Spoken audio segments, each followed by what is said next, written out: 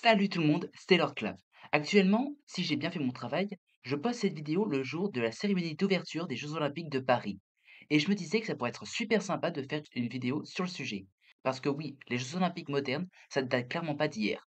En effet, on doit cette invention à Pierre de Coubertin, qui s'est inspiré des fameuses épreuves mythiques de l'Antiquité. L'objectif de ces jeux était de promouvoir la paix et l'amitié entre les peuples en faisant en sorte que les différentes nations du monde s'affrontent ailleurs que sur un champ de bataille, à une époque où le contexte politique était très tendu. Belle idée, non?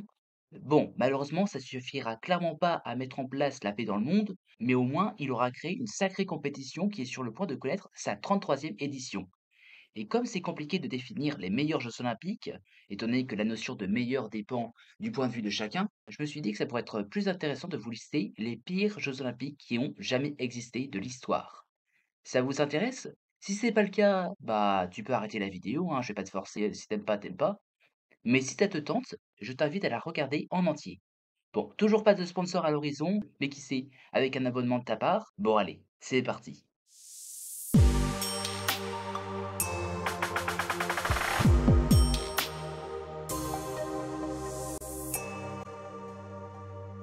On vous dit pire Jeux olympiques de l'histoire, forcément, vous allez penser à celui-là.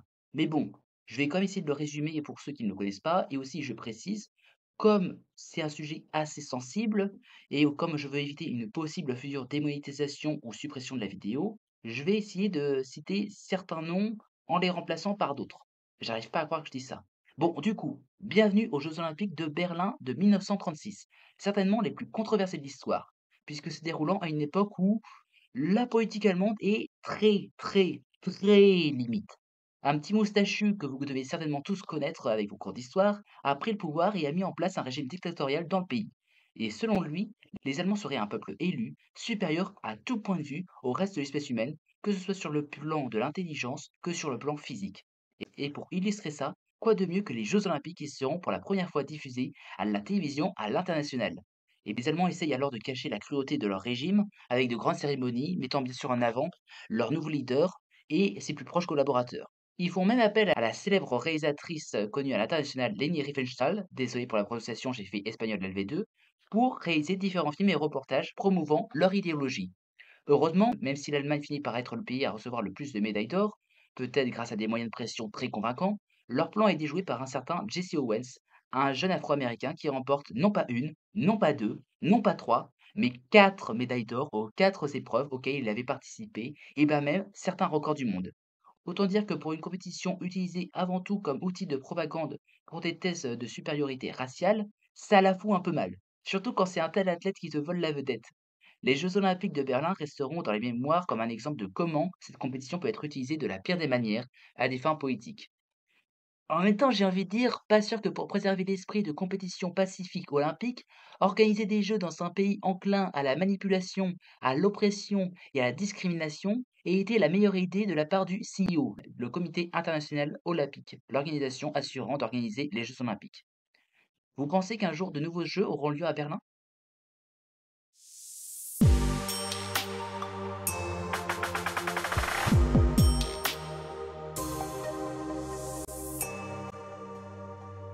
Décidément, Allemagne et Jeux olympiques ratés, c'est vraiment des mots qui vont de pair. Mais bon, à la base, c'était parti sur une bonne intention, surtout qu'après les événements de la Seconde Guerre mondiale. Après avoir organisé des jeux qui ont prôné le totalitarisme et la discrimination, le gouvernement allemand, de l'Ouest je précise, voulait désormais organiser les jeux les plus joyeux jamais vus. Un peu comme la fête de fin d'année d'une école primaire, mais où tu remplaces les enfants par des athlètes en sueur. En gros, le message que le monde entier doit impérativement retenir de ces jeux, c'est: nous les Allemands, on a vraiment changé depuis la dernière fois. Sauf que malheureusement, tout va pas se passer comme prévu. Au début, c'est la fête et de nombreux sportifs font les gros titres. On peut notamment citer Mark Spitz, un nageur américain qui va remporter 7 médailles d'or au total. Il y a quand même la finale de basketball entre les États-Unis et l'URSS qui va faire un peu tâche, avec un match très controversé, ressemblant plus à un épisode de Game of Thrones qu'à un véritable match de basket. En même temps, c'est la guerre froide, les gars, chose que les Allemands doivent se dire tous les jours, mais bon, dans l'ensemble, les jeux, ils se passent super bien. Mais malheureusement, la fête olympique va prendre une tournure tragique. Afin d'éviter de trop rappeler la précédente édition qui avait eu lieu en 1936, où on avait un petit peu trop montré les effectifs militaires allemands, Eh bien, cette fois, les organisateurs ont voulu rendre les jeux plus accueillants, notamment en limitant les dispositifs de sécurité et de surveillance. Cette mesure facilitera l'infiltration, malheureusement, d'une organisation terroriste qui prendra en otage 11 membres de l'équipe sportive israélienne et qui finira en bain de sang. Cet événement va laisser une marque indélébile sur les Jeux, transformant la célébration sportive en tragédie internationale. En conséquence, les protocoles de sécurité ont été depuis durcis, rappelant à chaque édition le souvenir d'à quel point la paix peut être fragile. Autant vous dire que le comité international olympique était peu très chaud à l'idée d'organiser des jeux dans le pays. Mais qui sait, un jour, on en reverra peut-être.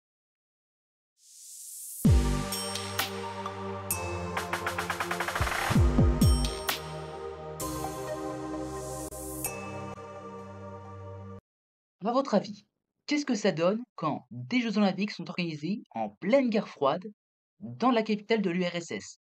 Pas très bien forcément, hein. En effet, le pays de la vodka, du Kremlin, des goulags, de Staline et du KGB ne donnait pas très envie aux autres pays de s'y rendre.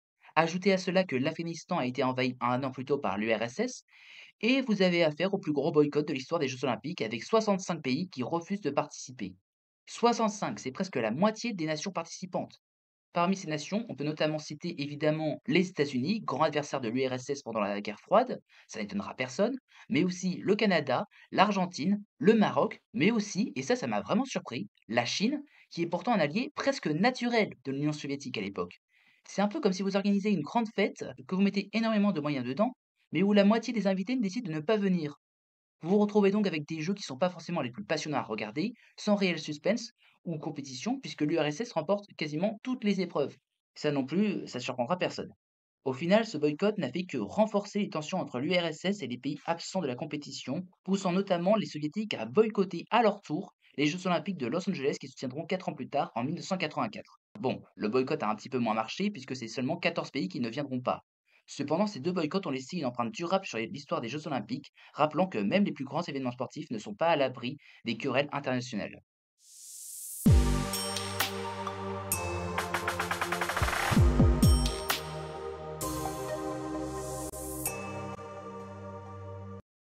Est-ce que vous connaissez bien le mythe d'Icare dans la mythologie?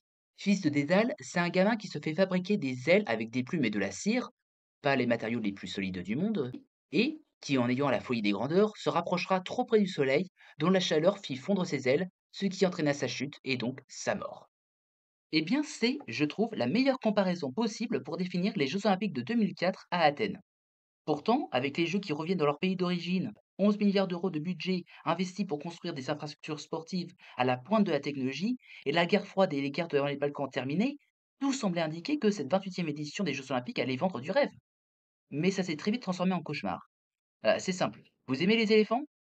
Eh ben allez, c'est cadeau. Allez au complexe Helinico et vous en verrez plein. Comme sur cette photo. Ou celle-là. Ou celle-là aussi. Comment ça, vous voyez pas d'éléphant? Pourtant, ils crèvent l'écran là. Ah, je vois la confusion. J'aurais dû préciser que ce sont des éléphants blancs. C'est un terme pour définir des infrastructures qui, malgré leur coût exorbitant, finissent par ne pas être à la hauteur de leur investissement et finissent par être abandonnées.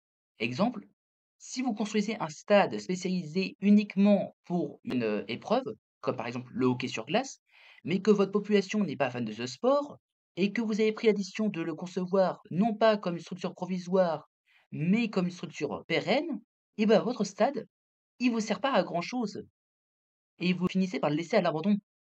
Pour illustrer ça, c'est comme si vous décidiez de mettre tout votre argent pour avoir un yacht luxueux alors que vous vivez dans le désert. Pour vous illustrer ça, voici une photo du stade de softball en 2004 pendant les Jeux, et voici une photo quelques années plus tard. Voici une photo du complexe de canoë-kayak en 2004, le même complexe quelques années plus tard. Voici une photo du stade de volley en 2004, et le voilà 10 ans plus tard. Bref, vous avez compris, on a vraiment affaire à des professionnels. Forcément, tous ces mauvais investissements, avec le budget colossal qui ferait même rougir le dieu grec des comptes en banque, ont presque ruiné l'économie du pays, alors même que cette dernière n'était déjà pas très en forme avant les Jeux, ce qui a mené à des mesures d'austérité sévères dans le pays et à une récession qui a duré plusieurs années et qui impacte encore l'économie maintenant. Morale de l'histoire, parfois, il vaut mieux éviter de viser trop haut pour impressionner les autres, au risque de se brûler les ailes et de chuter comme Icare. Voilà, la vidéo se termine. L'objectif ici n'est clairement pas de cracher sur les JO, mais de rappeler les risques que cela a pu entraîner dans le passé. Mais vous savez quoi? J'ai envie de me montrer optimiste pour les Jeux de Paris. Je suis certain qu'on va avoir de belles épreuves, de beaux événements, Et j'ai envie de me dire que, après avoir vu ensemble dans cette vidéo les échecs du passé, nous devrions nous réjouir à l'idée que Paris 2024 pourrait écrire un nouveau chapitre glorieux dans l'histoire des JO. J'espère que cette vidéo vous aura plu. Si c'est le cas, n'hésitez pas à liker et à vous abonner en basse et à me dire en commentaire ce que vous en avez pensé. Merci à tous mes abonnés aussi qui ont rejoint. À l'heure où je vous écris, vous avez été plus de 110 personnes à avoir rejoint la chaîne en l'espace de 2 semaines. C'est énorme et ça fait évidemment ultra plaisir.